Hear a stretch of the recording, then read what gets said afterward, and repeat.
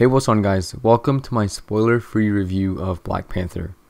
So this was definitely one of my more anticipated Marvel movies of 2018. The director, Ryan Coogler, continues to amaze. If you guys don't know who this guy is, he directed Creed, the one starring Michael B. Jordan that came out, I think, like 3 years ago now. And Black Panther is basically on that same exact level of quality, in my opinion. So, this guy is just doing an absolutely amazing job. He's released 3 films in his career so far, and he's doing an amazing job so far. And Black Panther is just going to keep adding to that track record. I was really impressed by this movie, more than I thought that I would be. It's because unlike other superhero movies, there's more layers of reality mixed into this superhero film. It's still a superhero movie, but it's also much more than that. I'll touch more on that in a little bit, but what really pulled me in apart from that is the acting, the visuals, and the storytelling. This movie has a stellar cast of main actors and supporting cast. Each character is just so memorable from pretty much every aspect of their performance. Chadwick Boseman just kills it as Black Panther and as T'Challa. This is probably the best we've seen Black Panther perform. This is way better than Civil War in my opinion. Having not read the comics, I didn't really know much about T'Challa and Black Panther's character.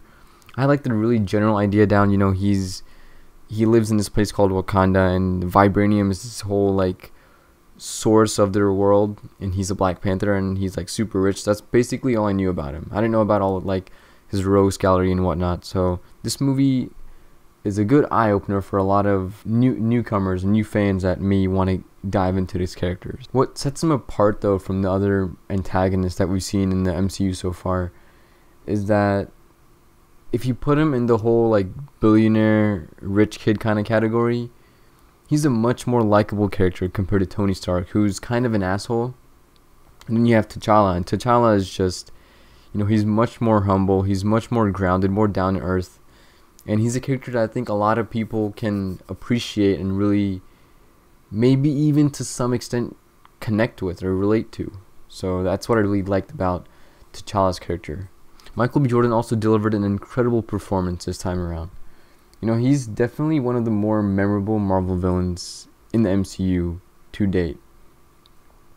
What makes his character so much more memorable is the fact that Killmonger has all these additional layers of humanity to him. He's not just some big bad guy out there who's just gonna go off and he wants to blow up the world or just conquer that planet and do that kind of thing. So there's much more human layers to him, and at times in the movie you'll actually connect with the character, and you possibly could even side with him. You'll see his perspective, and you'll start to think what if he's actually right about this and T'Challa could be wrong. So there's a really whole back and forth kind of mixture into this between these two characters, T'Challa and Killmonger's characters. The supporting cast was also just a lot of fun to watch on screen. That's something I've noticed with a lot of Marvel movies nowadays, is that the newer movies have a much more quality and more improving supporting cast. It's not oh, they're just there. They actually play much bigger roles, and we actually care for what happens to these supporting characters. In terms of visuals, and by visuals I mean cinematography, this movie is absolutely beautiful. I can easily say that Black Panther and Thor Ragnarok are definitely the best looking MCU films to date.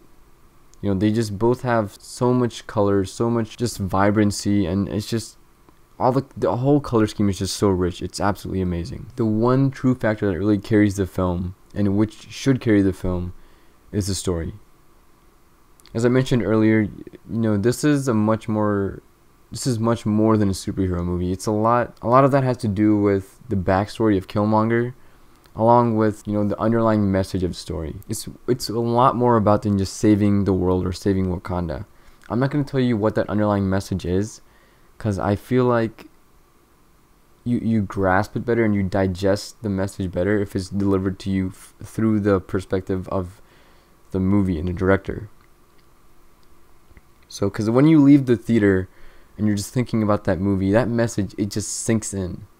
It's not going to sink in with everybody, but people who really paid attention to the movie and really just experienced the movie instead of just watching it will really understand this message.